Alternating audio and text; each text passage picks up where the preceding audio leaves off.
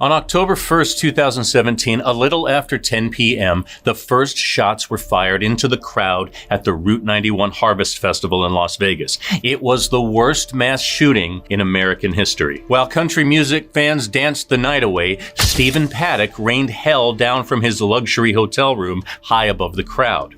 There were around 22,000 people there. I was one of them. Back in 2017, I was working as a touring lighting director with a country act, and as fate would have it, we had a stop in Las Vegas on October 1st, 2017. The Route 91 festival was on its third and final night. My job was to run lights for the band from what we call front of the house. It's an area located about 80 to 100 feet from the stage, out in the middle of the crowd. It's where all the audio, lighting, and video is controlled from. We do it from out there because if it sounds and looks good to us, it will probably sound and look good to you. So we are very much out in the crowd. Between front of house and the stage are two long runs of barricade, creating a sort of protected walkway for folks like me working on the tour, festival workers, security, and anyone else with backstage access to get back and forth between front of house and the stage without having to battle through the crowd. Standing out at front of house facing the stage, I could see the Mandalay Bay towering just behind it and to the right. And to give you a little more context, also from that vantage point, standing at front of house facing the stage,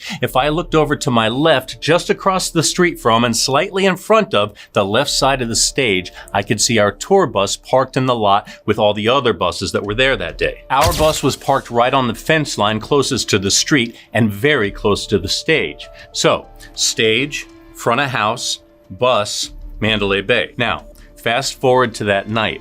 We were not the headlining act that night. We played just before the headlining act, Jason Aldean. Now, when our show was over, we began changing over and moving our gear off stage to make room for Aldean. Right about at the top of Aldean's show, I was done with my workday and made the decision to go back out to front of house to catch some of the set. As a lighting director, I wanted to see how everything looked, the lighting, the set, etc. As I made my way down the barricade walkway to front of house, I saw there were many press photographers blocking up the path, so I shimmied my way through them to the front of house riser just behind. After about 30 seconds into the first song of Aldean's set, I thought, well, I feel like I've seen what I came here to see. I think I'd like to go back to the bus now. As I said, my workday was done, and I just wanted to get out of the hustle and bustle of the crowd and relax after a long day. But the thought of fighting my way back through that line of photographers felt discouraging.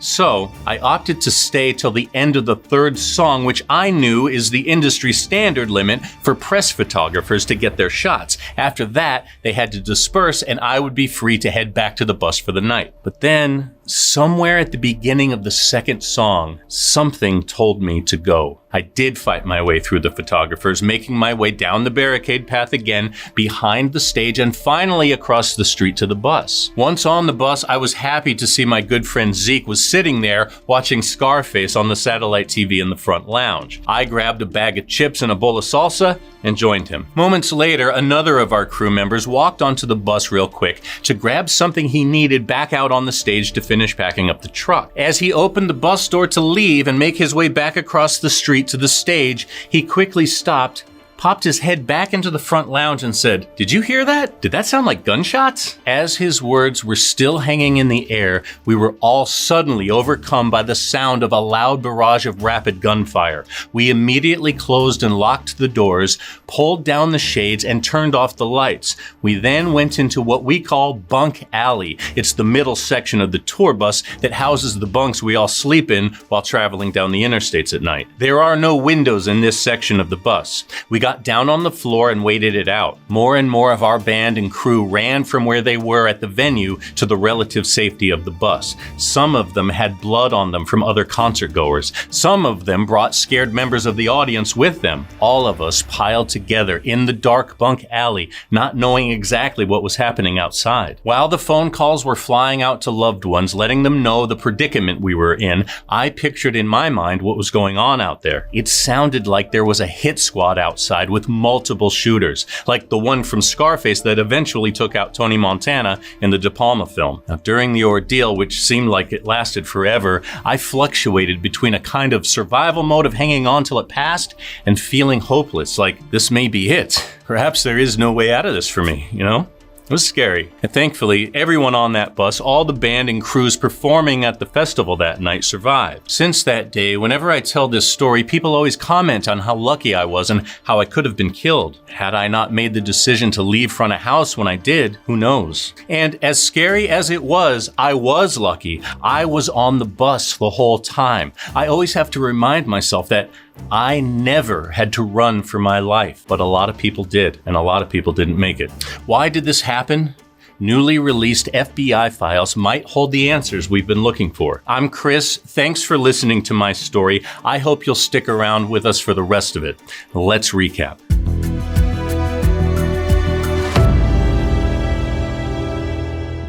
It did feel like forever, but in reality, it only lasted 10 minutes. That's how long it took for one deranged man to change thousands of lives forever. 58 people gone, over 500 others wounded. 2 more victims would die years later from complications. When police finally breached his hotel room, they found the shooter dead by his own bullet, surrounded by an arsenal of military-grade weapons. Everyone who was at the Route 91 Harvest Festival in Las Vegas is permanently changed in one way or another. Yet, the burning question on everybody's mind is why? Why did this man decide to massacre hundreds of strangers on October 1st, 2017? Before that night, the most memorable thing about him were his quirks. He had strong reactions to smells. He wore gloves around the house and asked hotel staff to clean his room with water, saying cleaning products gave him a rash. He complained about feeling tired and sick, but his doctor found nothing wrong with him. He recommended an antidepressant, but Stephen was afraid of medication and only agreed to an anti-anxiety prescription. He wasn't in-your-face political or religious. He didn't light up a room, but you wouldn't necessarily go out of your way to avoid him either. You could say Stephen Paddock was an all-around nobody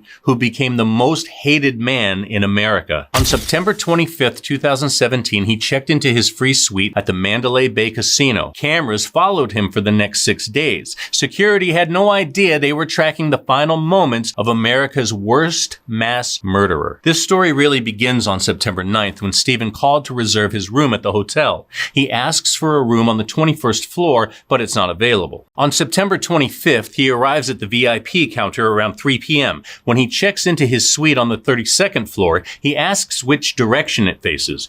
Room number 32-135 is a large corner room at the end of the hallway with a great view of the Vegas Strip and the Country Music Festival across the street. There are only 2 ways into Stephen's suite. You can go through the main double doors or through the adjoining room, 32-134. To ensure complete privacy, Stephen books that room too. His checkout date is October 2nd.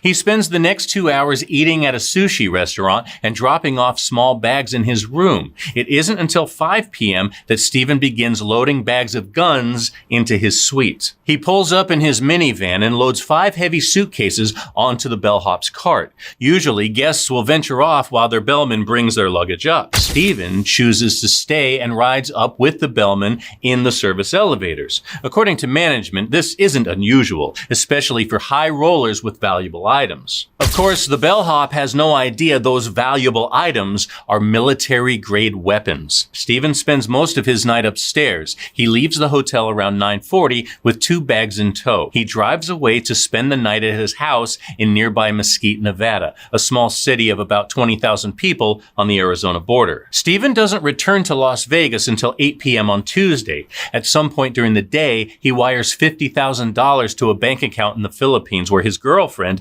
62-year-old Mary Lou Danley, is visiting her family. Stephen had surprised her with a plane ticket 2 weeks earlier. Before going back to the Mandalay, Stephen stops at the Ogden, a condominium complex in the downtown area. He had another reservation at the Ogden for the same week. His room overlooked a different event, the Life is Beautiful Festival. This festival, however, was held in the streets. It wasn't as accessible as the Harvest Fest near Mandalay Bay. Stephen may have used the Life is Beautiful Festival for initial planning. Now, could it have been a possible target? The answer to that question died with him. 7 more suitcases to his suite.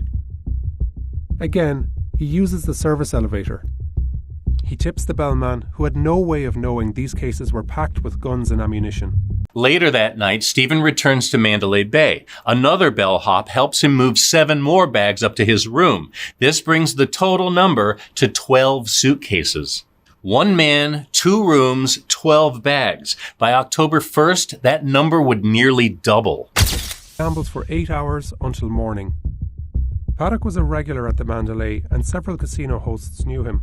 The videos show their interactions as being completely normal and in no way alarming. Stephen gambles through the night. You can even see casino hosts interacting with him and shaking his hand. Nothing seems out of the ordinary. Stephen spends most of Wednesday, the 27th, in his room. He leaves later that night with 2 large suitcases. He pops into the Ogden, then drives home to Mesquite. On Thursday morning, he makes a stop at Guns and Guitars for 1 more weapon. He visits a gun range to test out his new toy, then wires another $50,000 to his Filipino bank account. He drives back to Mandalay, where he brings 3 more suitcases to his room. He also brings up a white container, but it's unclear what's inside. He gambles through the night and into Friday morning. He buys snacks, talks with staff, and plays his favorite video poker machines. The Route 91 Harvest Festival opens on Friday the 29th. From Stephen's room, he can see the back of the main stage and the crowd dancing in front of it. He spends most of that night in his room. If we had to guess, he's adjusting his sights and planning his next few moves. At one point, he orders room service to both rooms. He asks the staff to leave the food carts behind.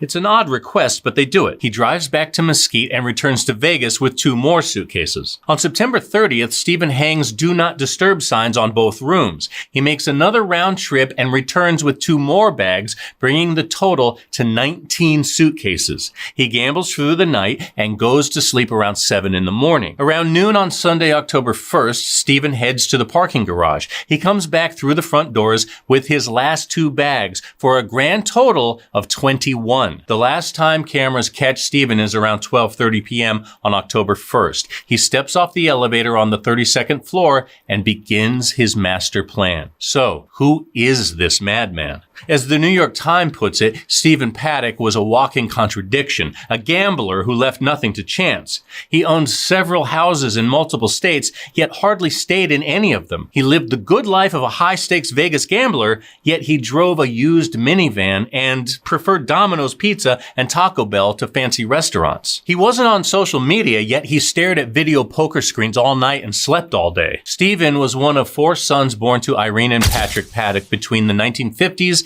and 60s. They were a lower middle-class family from Southern California, but he was mostly raised by his mother. You see, Patrick Paddock wasn't like most dads. Patrick, aka Benjamin Hoskins, was a career criminal and pseudo-famous bank robber. He was on the FBI's most wanted list until his arrest when Stephen was 7. He ended up escaping from prison and lived for almost a decade under a fake name until they caught up to him again. According to his brother, Stephen was the most boring and least violent boy in the family. He was a numbers guy, analytical, the kind of guy who thought 2 or 3 moves ahead. As a kid, Stephen was sick of being poor. Their mother hardly earned enough on a secretary's salary to raise them alone. Making as much money as possible became his life's mission. He did a stint as a postal worker, then he worked for the IRS auditing defense contractors. He dabbled in the aerospace industry, but that wasn't as lucrative as he thought. Finally, he discovered real estate and all its fortunes. He began buying, refurbishing, and renting properties in poorer areas of Los Angeles. His tenants thought of Stephen as a big-hearted landlord. When someone complained about him raising the rent, he offered to split the difference. He knew all his renters by name and taught himself how to repair plumbing and air conditioning issues. Stephen hit pay dirt when he bought and flipped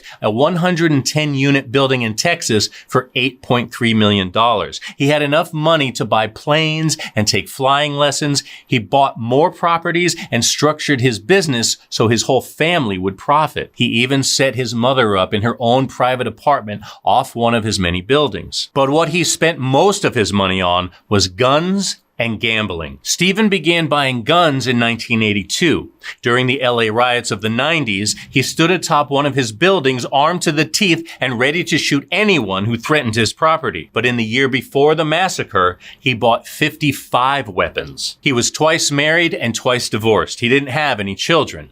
In the 2000s, Stephen filled the void with gambling. Video poker became his one true love. By then, he owned a home in Mesquite. It was only an 80-mile drive away from his personal playground, Sin City, Las Vegas. Steven loved being waited on hand and foot. Some thought he was arrogant and needy. Others were used to it. Vegas high rollers like to put on airs, as my grandma would say. He acted like everyone at the casino worked for him. He'd order the same meal from a different waitress if the first one didn't come fast enough. Gambling was his social life. It made him feel special and important. He gambled enough to earn free rooms at the Mandalay Bay Resort and Casino. The staff knew him by face and name. When Mr. Paddock was in town, everyone jumped to help him. It's how casinos work. Wine and dine the high rollers. His appetite for gambling is why many assumed Steven was in debt with the casino.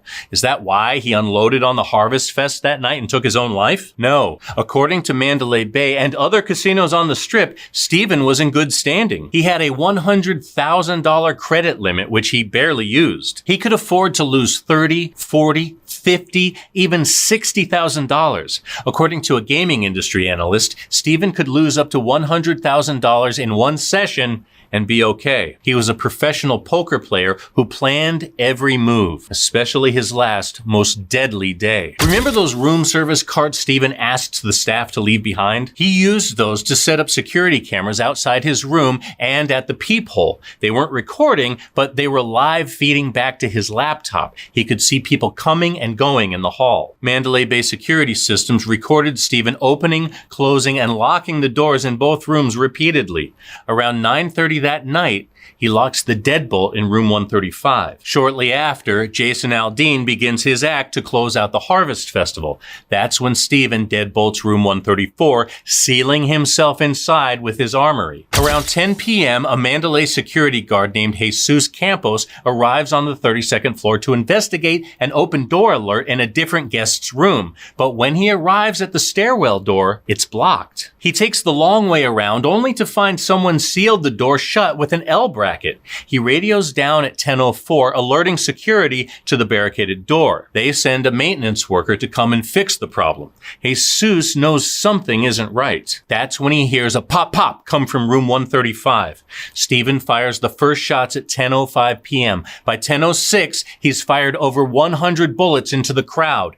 Meanwhile, Jesus moves towards the room to investigate. Steven sees him on his camera and shoots through the door. One of the 35 bullets hits Jesus in the leg. He takes cover and radios about an active shooter on the 32nd floor. That's when the maintenance worker arrives. Clueless about what's happening, Jesus screams at him to get down. He likely saved the man's life. Steven turns his attention back toward the festival. He fires hundreds more rounds in the next 60 seconds. He even took a few pot shots at jet fuel storage tanks over 2,000 feet away. Thankfully, jet fuel is mostly kerosene and doesn't explode from gunfire like in the movies. Meanwhile, 2 Las Vegas police officers responding to a different call are already on their way up. They, however, stop on the 31st floor right under Steven's room. The final shots ring out at 10:15 p.m. Steven used his revolver to put one last shot through his own head. By then, the damage was done. 58 people were dead on the ground. Over 500 others were wounded, some critically. 400 more were injured during the mad dash to safety.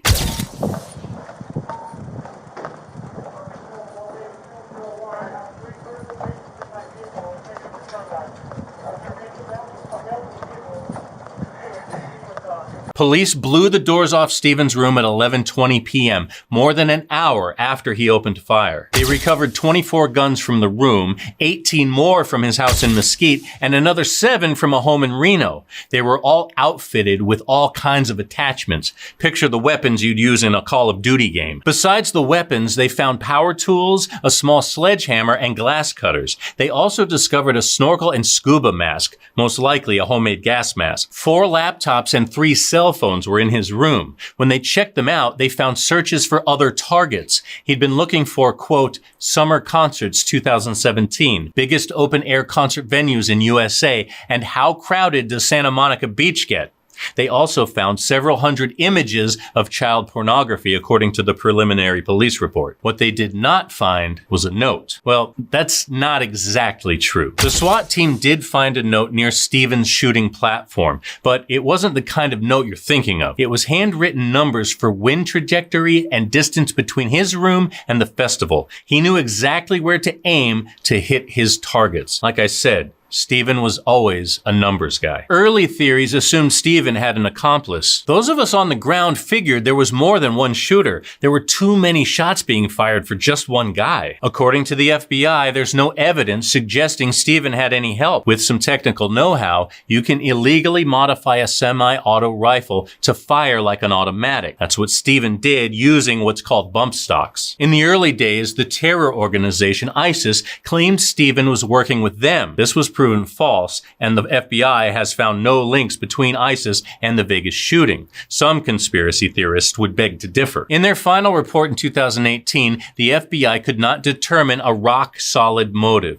They answered the who, what, where, when, and how, but never the why. In 2023, the FBI released new files that offer a few more clues about Stephen's motives. A gambling buddy said Stephen was upset by how the casino was treating him and other high rollers. Stephen lived for the red carpet treatment, but he felt it was fading fast. There were no more free flights, cruises, or hotel rooms. Casinos began banning people who were winning too much. Stephen himself was booted from 3 casinos in Reno alone. He also seemed to be on a losing streak before the attack. According to the FBI, he was down about 1.5 million. But then again, with all his assets, it could be argued he had that to spare. He was also checking out other targets that had nothing to do with gambling. He even had a room booked in Chicago overlooking Lollapalooza in August 2017. There was a working theory that Stephen's mental health was going downhill. He began obsessing over his father's criminal history and wanted to follow in Daddy's footsteps.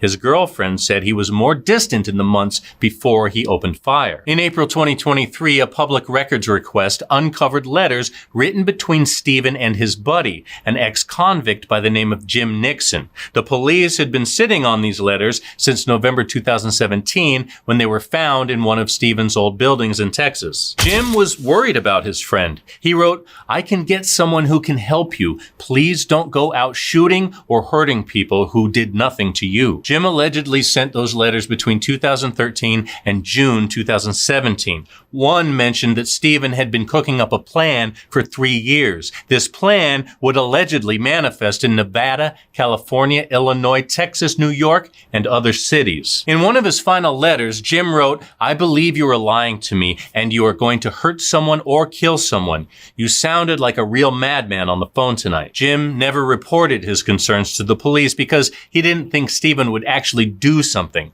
"I couldn't read his mind," he said. If Jim had said something, would it have mattered? Stephen was legally allowed to own as many guns as he wanted. At that point, his only interactions with police had been traffic stops. Sadly, we may never know why Stephen Paddock unloaded on 22,000 innocent people that day. Conspiracy theories have populated the internet, but they're more like bad wine. They have no legs and they don't age well. All we know is that in the end, 60 lives were lost and thousands more changed forever. The only person who knows why put a bullet through his brain. Now, before I go, I'd like to bring it back to my personal story for just one more moment. This all happened back in 2017, but just about 2 months ago, we were all in Vegas again with the same band to do another outdoor show with another towering hotel in the vicinity, this time in front of the stage. After our show, as we were packing up, as in most cases, there was a small group of fans on the ground in front of the stage hoping to score a souvenir like a guitar pick or a set list or a drumstick or something like that.